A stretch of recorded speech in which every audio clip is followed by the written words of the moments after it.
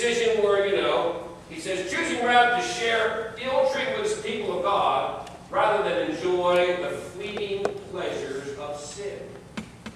We are constantly bombarded. Somebody said to me, do you believe in the devil? Sure do. Know right who he is. I get tempted all the time.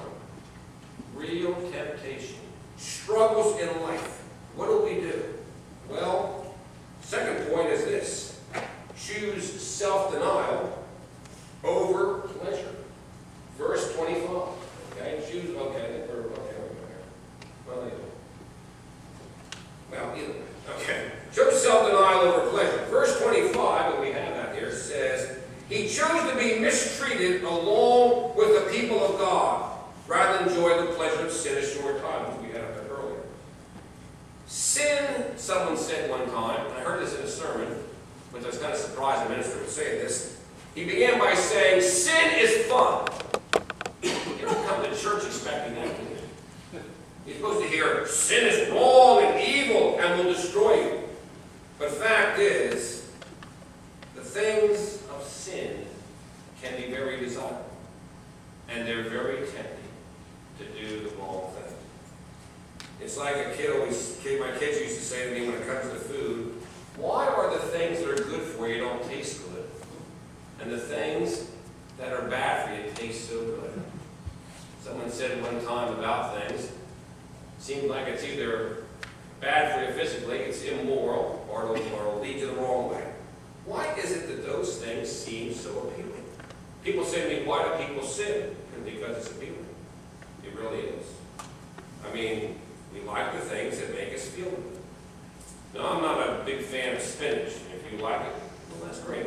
I like my portion. You can all you want. I don't have big muscles like Popeye because I don't like spinach. But you give me a good, thick steak. That is good. It tastes good. It's appealing. Things that make us feel good, there's always a draw towards that. Now let's look back at Moses. Understand this time period. Being a Hebrew slave was not a good thing. You would die in the brick pits, most likely. You would suffer. You wouldn't have enough to eat. You work long hours. This is not a good thing. Being a prince of Egypt is a great thing. You got it made. And guess what? You can end up being the Pharaoh, the head of the whole country. This is really appealing. But Moses said no. He gave up the pleasures of so-called royalty because he knew that God had something for him. Now, how did he know that? Because he met the Lord of the burning bush.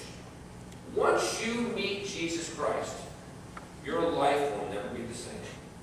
I don't mean it's going to be easy. And for most, it wasn't easy. Here's a guy who's got pretty well, he fled Egypt, but now he's kind of settled down. And just about the time you get comfortable, God may call you to do something. I had a person say to me one time after they joined the church a while, been a member, they said, I just wanted to join the church, just find some nice place to worship and sit in a nice pew and throw my envelope in and meet a couple of nice folks and have a good sermon and go home. But then you said in the sermon, you need to do more than just sit in the pew. You need to get involved and do God's work. And next thing you know, the Lord will call you to do something else. When I became a Christian, and shortly after I met my wife, and she was very knowledgeable of the Bible, I was very ignorant of the Bible. I tell you how dumb I was. I was in a church with a friend, and the guy said, remember this exact, turn to John 4, it was either 4:10 or something like that. And I was struggling. I said, what's the matter? I said, I can't find this John guy on page 410. He said, that's chapter, verse. Chapter, verse. Not just son of verse. He says, no. Have you ever read a Bible? I go, no. It was 22 years I've read a Bible. I saw one time. I was put on the coffee table, that big thing, and nobody ever opened it. That's what people think are religious. I even bought a Bible one time. It's kind of my birthday. He knocked on my door. I said, what do you sell? He said, Bibles. I said, Bibles? I had to tell you where to go, but that doesn't seem right. Because I don't go to church, I don't believe in anything, but I can't throw a Bible salesman out. Doesn't that sound awful? Imagine that guy up the street, he threw out a Bible salesman. Oh, where that'd be horrible. So I bought the Bible, that big old white Bible, somewhere we have it, half now, and I wrote my name on it.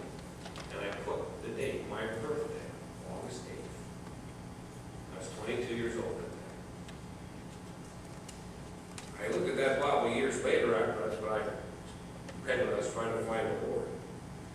So that Bible did speak to me. But I will tell you this.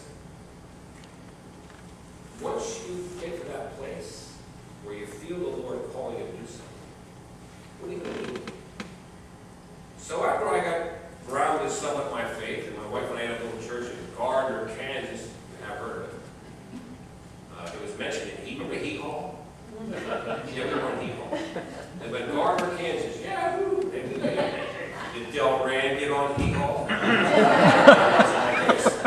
Well, anyway, we were on Heat Hall. We actually had cornfields and all that kind of stuff. So we were kind of, appropriate.